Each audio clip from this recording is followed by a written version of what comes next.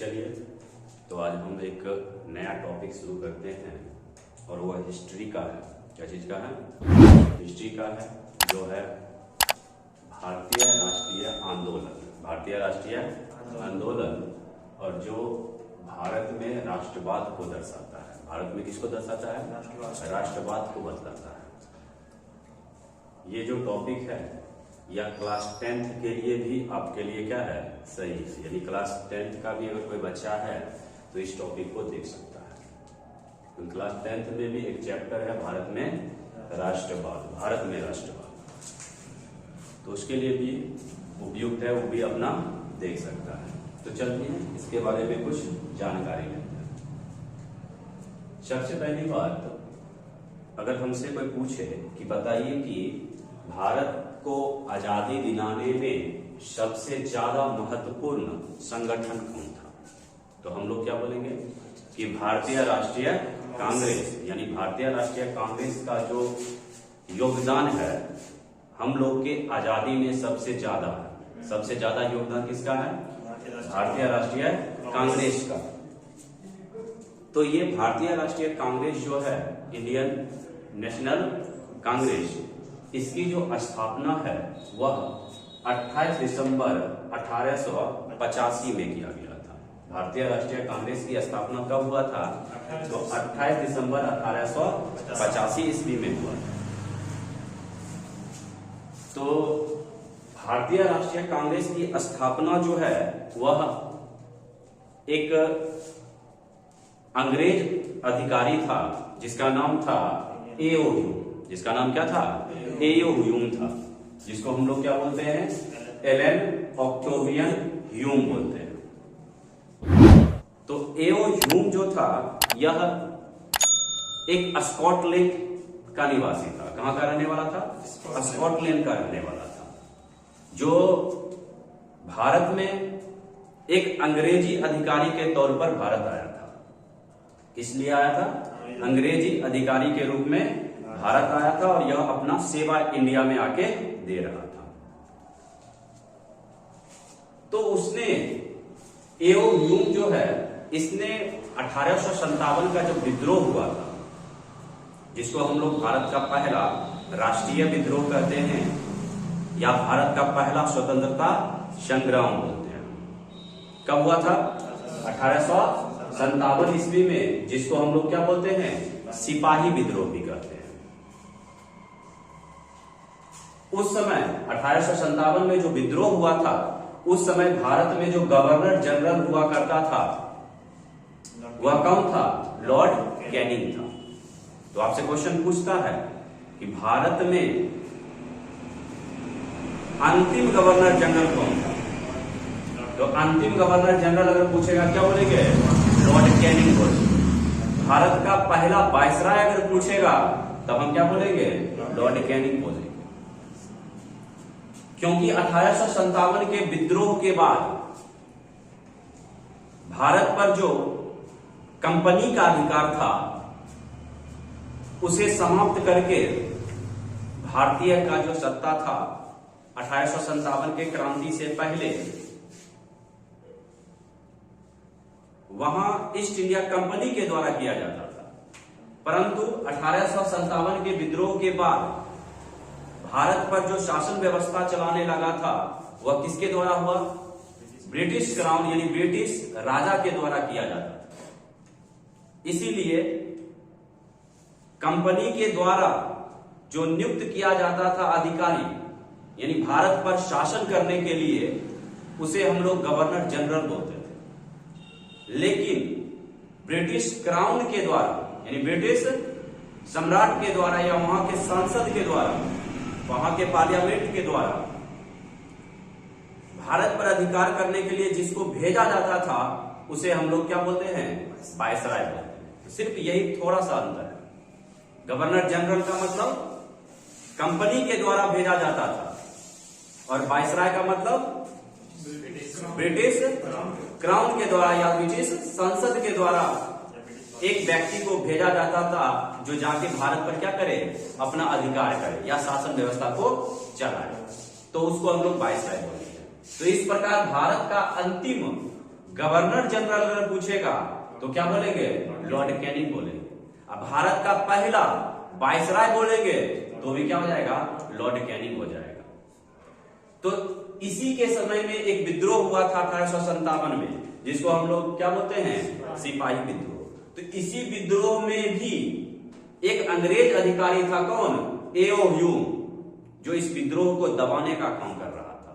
तो उसने देखा कि अगर भारत पर लंबे समय तक अगर शासन चलाना है तो यहां के जनता को नियंत्रित करने के लिए एक संगठन या एक संस्था चाहिए। क्योंकि उस समय क्या हुआ था 1857 के विद्रोह में कि कोई एक समिति नहीं था, संस्था नहीं था, जिसके कारण अंग्रेज जो है और भारत जनता के बीच में कोई संबंध नहीं था। यानी एक दोनों के बीच में कोई अगर संगठन रहता जो दोनों के बातों को क्या करता? सुनता। एक मीडियम नहीं था, इसलिए उसने एक मीडियम बनाया। क्या चीज बनाया? भारतीय राष्ट्रीय कांग्रेस के रूप में, जिसको भारतीय राष्ट्रीय कांग्रेस को सेफ्टी बॉल्व के नाम से भी जाना जाता है। भारतीय राष्ट्रीय कांग्रेस को किस नाम से जाना जाता है? अंग्रेजों का क्या है? ये सेफ्टी बॉल्व है, यानी सुरक्षा कवच है। ये अंग्रेजों का क्या है? एक सुरक्षा कवच है। तो इसीलिए एओ ह्यूम ने भारतीय राष्ट्रीय कांग्रेस की स्थापना किया था। कब किया था? 28 दिसंबर 1885 ईस्वी। भारतीय राष्ट्रीय कांग्रेस का जो पहला अधिवेशन था वह पुणे में होने वाला। कहां होने वाला था? पुणे में होने वाला था। लेकिन पुणे में प्लेग होने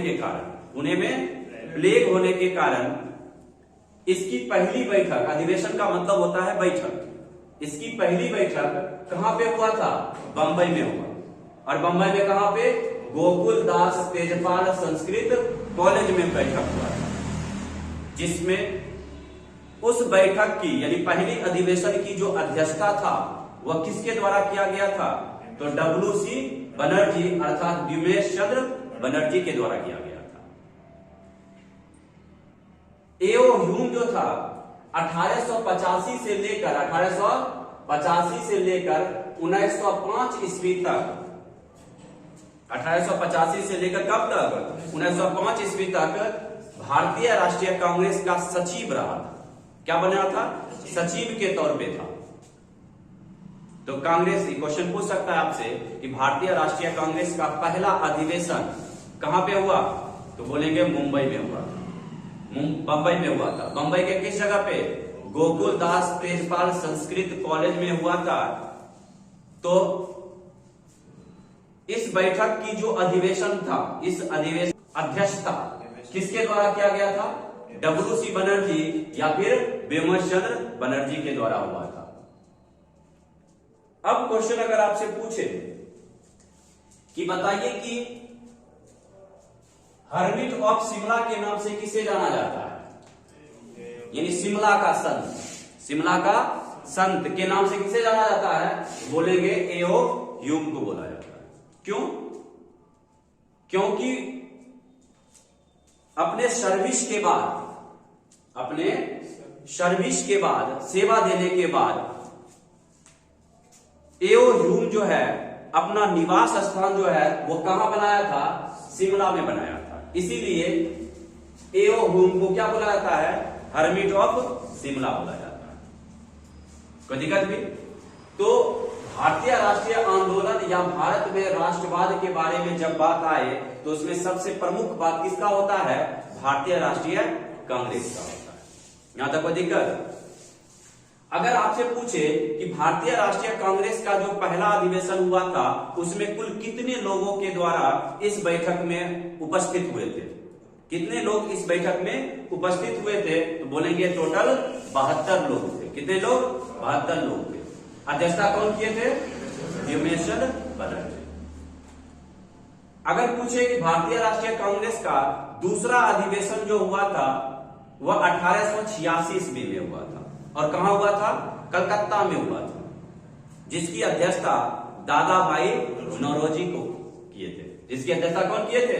दादा भाई नौरोजी किए थे, जिसे हम लोग क्या बोलते हैं? Great old man of India बोलते हैं। क्या बोलते हैं उनको? Great old man of India, बधो वृद्ध पुरुष के नाम से जानते हैं। अब क्वेश्चन है कि भारतीय राष्ट्रीय आंदोलन में राष्ट्रवाद का विकास होता है, तो राष्ट्रवाद के विकास के लिए सबसे प्रमुख बात यह है कि एक पत्रिका के माध्यम से उस समय में राष्ट्रवाद होता था, या राष्ट्र की एकता जिसको बोलते हैं, राष्ट्र की एकता की भावना जो होता था, एकजुट होने की जब बात होता था, तो किस माध्यम से हुआ करता था उस समय? तो पत्रिका के माध्यम से हुआ करता था। सभी में राष्ट्र की एकता हो, इसके बारे में जो प्रमुख मुद्दा आता था वो किससे आता था? पत्रिका के माध्यम से आता था। तो एक गवर्नर जनरल था लॉर्ड लीटन, जिसने 1878 ईस्वी में एक कानून लाया, एक एक्ट लाया, जिसको हम लोग बोलते हैं वर्नाक्यूलर प्रेस एक्ट। जिसको हम लोग क्या बोलते हैं? Vernacular press act.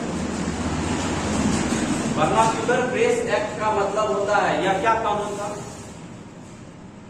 या ऐसा कानून था, बोला गया था इसमें कि जितने भी भारतीय भाषा में यानी इंडियन लैंग्वेज में जितना भी पत्रिका है, उस सभी को क्या कर दिया जाएगा? उस पे प्रतिबंध लगा दिया जाएगा। उस पे क्या लगा दिया जाएगा? प्रतिबंध लगा दिया जाएगा। इसी के डर से भारत में एक पत्रिका छपता था जिसका नाम क्या है? अमृत बाजार पत्रिका। अमृत बाजार पत्रिका जो है, इसी डर से रातों रात, एक ही रात में, जो पहले बंगाली भाषा में वो पत्रिका छपा करता था, उसे किसमें रूपांतरित कर लिया? इंग्लिश में छापना शुरू कर दिया। कौन पत्रिका?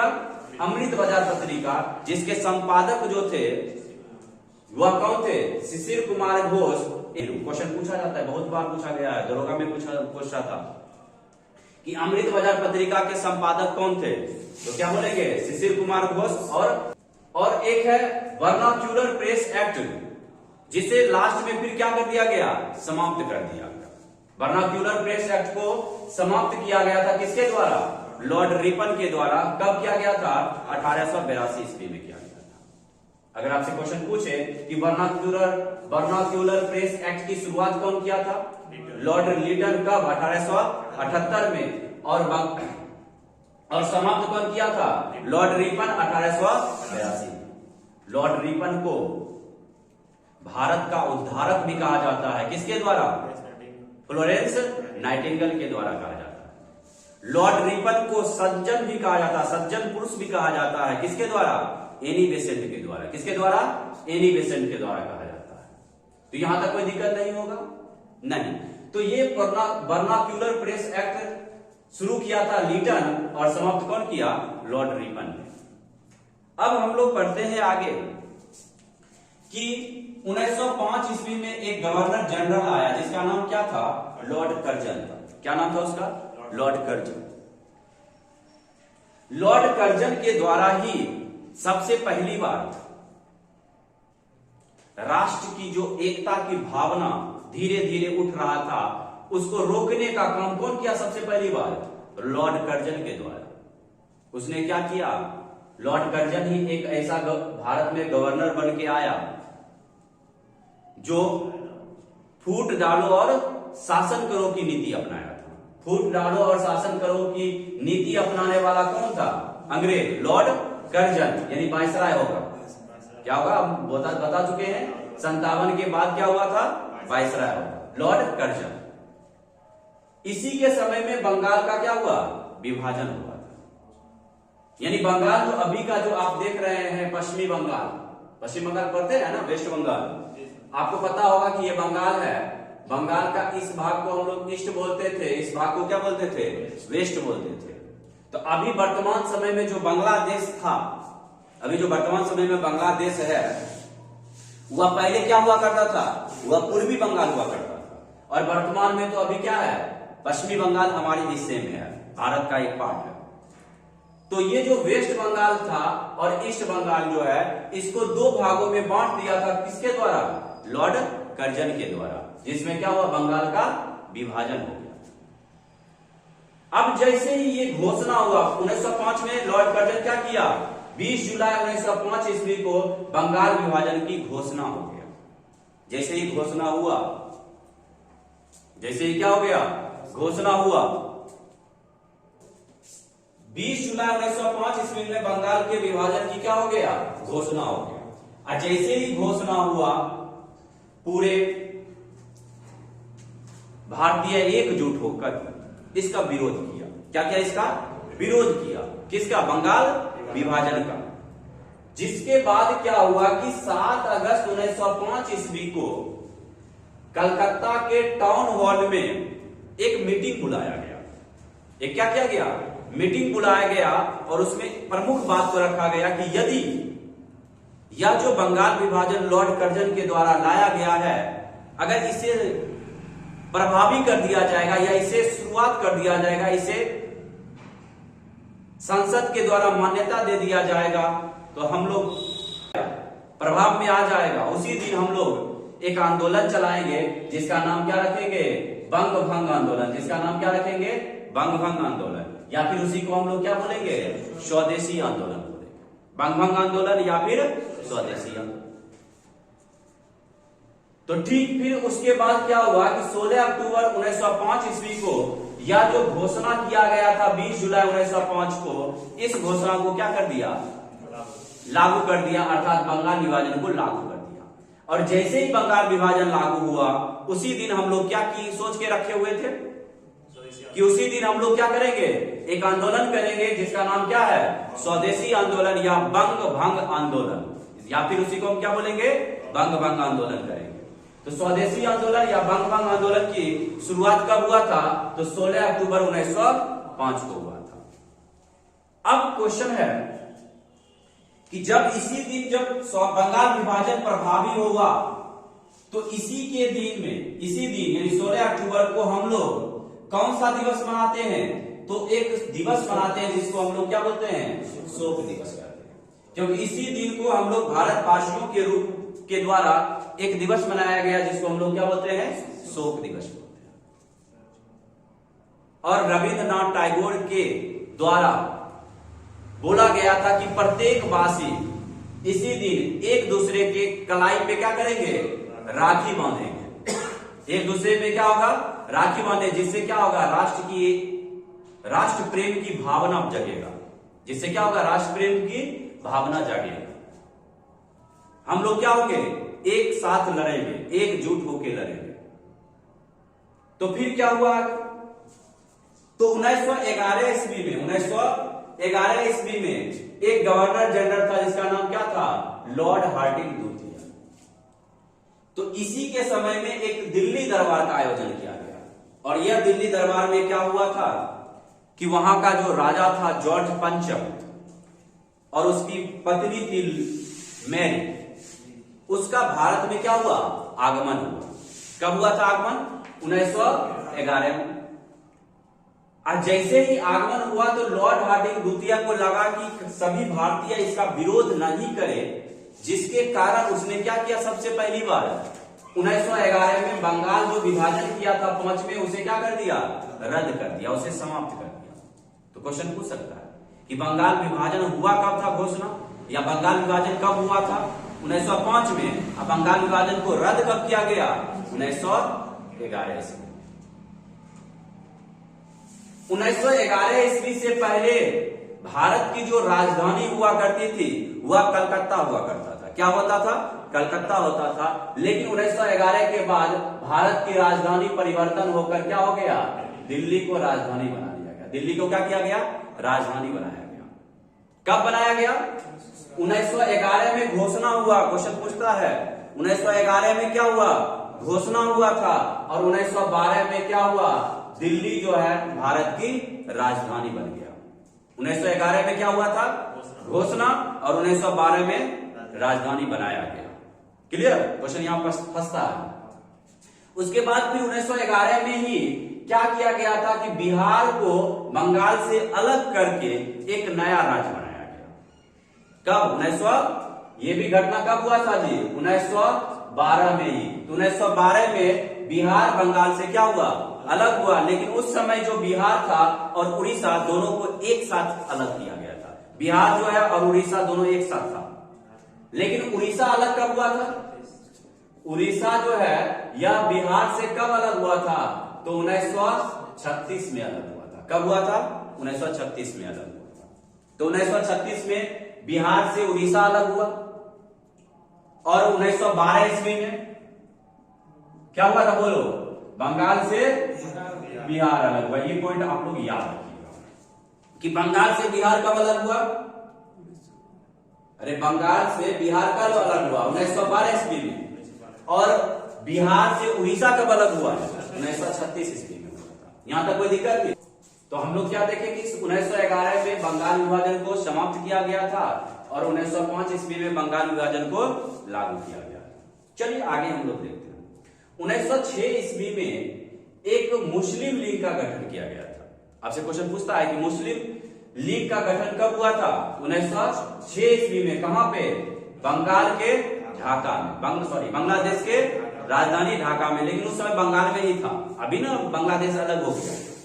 तो ढाका में हुआ था और किसके द्वारा किया गया था? सलीमुल्लाह खां एवं आगा खां के द्वारा किया गया। और अगर क्वेश्चन पूछे कि मुस्लिम लीग का जो पहला अधिवेशन हुआ था वो कब हुआ था? तो मुस्लिम लीग का पहला अधिवेशन जो हुआ था वो कब हुआ था? 1908 ईस्वी में। कहां पे? अमृतसर में हुआ था। जिसकी अध्यक्षता कौन किए थे? आगा खां के द्वारा किया गया था। जिसकी अध्यक्षता किसके द्वारा हुआ? आगा खां के द्वारा किया गया। अगर क्वेश्चन पूछता कि मुस्लिम लीग का पहला संविधान कब बना था तो बोलेंगे 1907 के लाहौर अधिवेशन। 1907 के कराची होगा या लाहौर होगा, देख लीजिएगा, कराची या लाहौर होगा। 1907 के लाहौर अधिवेशन या कराची अधिवेशन। तो 1909 ईस्वी में क्या एक आया था? तो मार्ले मिंटो सुधार आया था। 1909 में क्या आया था? मार्ले मिंटो सुधार, जिसमें पहली बार मुस्लिमों के लिए एक अलग पृथक निर्वाचन क्षेत्र की चर्चा किया गया है। एक अलग पृथक निर्वाचन क्षेत्र बनाया गया था। कब? 1909 के मार्ले मिंटो सुधार में। चलिए आगे अब हम लोग देखते हैं। इससे पहले क्या हुआ था कि 1907 ईस्वी के सूरत अधिवेशन में, 1907 के किस अधिवेशन में? सूरत अधिवेशन में कांग्रेस को दो भागों में बांट दिया गया था। कांग्रेस दो भागों में बट गया। तो नरम दल और गरम दल में विभाजित हो गया था। नरम दल में वैसे नेता को रखा जाता है जो क्या हो? जो लिखित तौर पे अपना काम करवाता हो, अपने निवेदन करके क्या करता था? वो काम करवाता था। तो इसके तहत सुरेंद्र नाथ बनर्जी, व्योमेश चंद्र बनर्जी, रविंद्रनाथ टैगोर, दादा भाई नौरोजी, ये सब किस दल के नेता थे? नरम दल के नेता थे। और गरम दल के नेता में कौन आते हैं? लाला लाजपत राय, लाल, बाल और पाल। आइए वो लास्ट में याद रखना, अरविंद घोष। लाला लाजपत राय, बिपिन चंद्र पाल और बाल गंगाधर तिलक और उसके बाद अरविंद घोष। ये किस दल के नेता थे? गरम दल के नेता। और ये दोनों में विभाजन कब हुआ था? 1907 के किस अधिवेशन में? सूरत अधिवेशन। और जिसकी अध्यक्षता कौन किए थे? रास बिहारी बोस नहीं बल्कि घोष के द्वारा किया गया था। फिर 1916 ईस्वी में क्या हुआ कि लखनऊ अधिवेशन में जो साथ में दोनों एक दूसरे में विभाजन हुआ था, वही दोनों एक दूसरे में क्या हो गया? विलय हो गया। यानी नरम दल और गरम दल का विलय किस अधिवेशन में हुआ था? तो बोलेंगे कांग्रेस के लखनऊ अधिवेशन 1916 में, जिसकी अध्यक्षता अंबिका चरण मजूमदार के द्वारा किया गया था। जिसकी अध्यक्षता कौन किए थे? अंबिका चरण मजूमदार किए थे। आज के लिए इतना ही। अब हम लोग नेक्स्ट क्लास में इसको देख लेंगे। महात्मा गांधी जो है हम लोग क्या करेंगे? नेक्स्ट क्लास में एक टॉपिक ही बना के इसको हम लोग पढ़ लेंगे। कोई दिक्कत नहीं। तो ठीक है, तो रहने दीजिए। धन्यवाद। कल फिर मिलते हैं।